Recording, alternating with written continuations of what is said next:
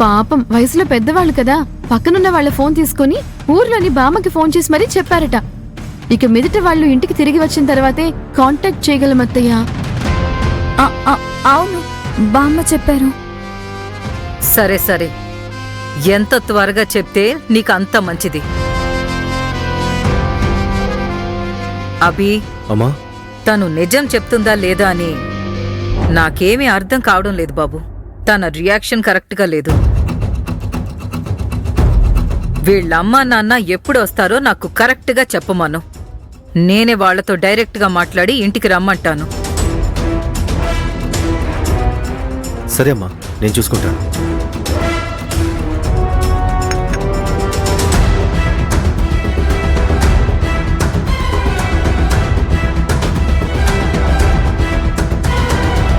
దేవి, నిజంగా మీ అమ్మా నాన్న తీర్థయాత్రలకు వెళ్ళారా?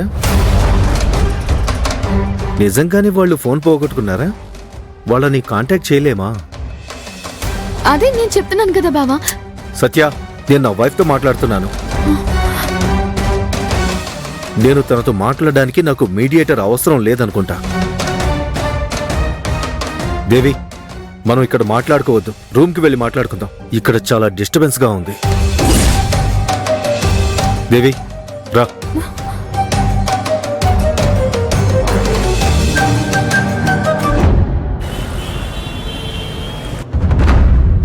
గమనించారా వదినా? ఈ నిమిషం వరకు ఆ దేవి వాళ్ళమ్మా నాన్నల్ని కాంటాక్ట్ చేసి పెళ్లి విషయం గురించి మాట్లాడనే లేదు. ఇందులో ఏదో తేడా ఉంది వదినా. నేను కూడా గమనిస్తూనే ఉన్నాను. మనం ఏది అడిగినా అది వెంటనే సత్య ముఖాన్ని గమనిస్తూ ఉంది. సత్య చెప్పేదే దేవి చేస్తోంది. వాళ్ళిద్దరికీ ఏదో కనెక్షన్ ఉంది. ఇలాంటి పరిస్థితుల్లో మీరేమో దేవికి తొలి దీపావళి ప్లాన్ చేస్తున్నారు, వాళ్ళ అమ్మ నాన్నల్ని రప్పిస్తున్నారు. హే, నాకది తెలీదా? పేరుకే ఇది తొలి దీపావళి. వాళ్ళ కుటుంబాన్ని ఇక్కడికి రానివ్వు. వాళ్ళందరూ ఈ ఇంట్లో తల దించుకుని నిలబడతారు చూడు, అదే తొలి దీపావళి. మీరు చేస్తారు వదినా, మీరు చెప్పారు అంటే తప్పకుండా చేస్తారు వదినా.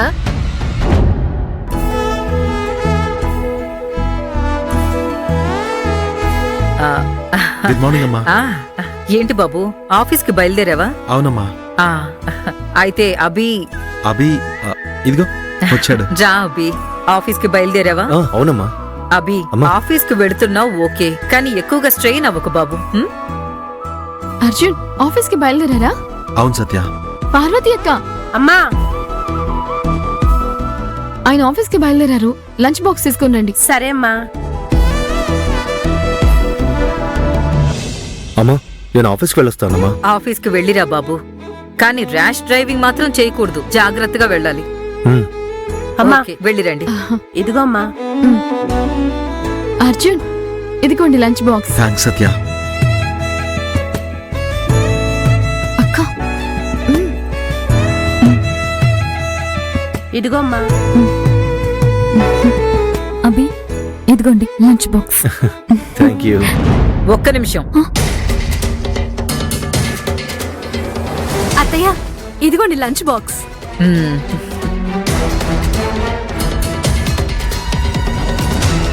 అభి, ఇదిగో నీ లంచ్ బాక్స్ తీసుకో.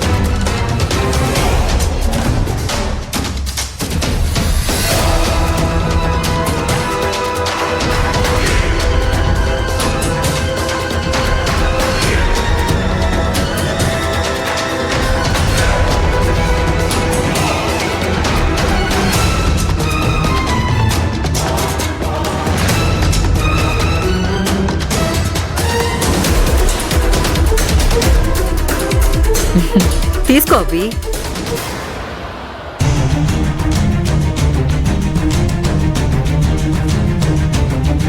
అత్తయ్య, ఏంటత్తయ్య ఇది? అదే దేవి అక్క అభిబావ కోసం ఆల్రెడీ లంచ్ బాక్స్ రెడీ చేశారు కదా, మళ్ళీ మీరెందుకు ఇస్తున్నారు అత్తయ్య? అది అభి కోసం తనుండింది కాదు కదా సత్య.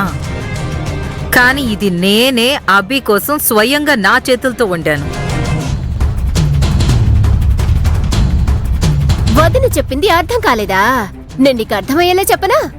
ఇది అభి కోసం వదిన స్వయంగా ప్రేమతో చేసిన లంచ్ బాక్స్.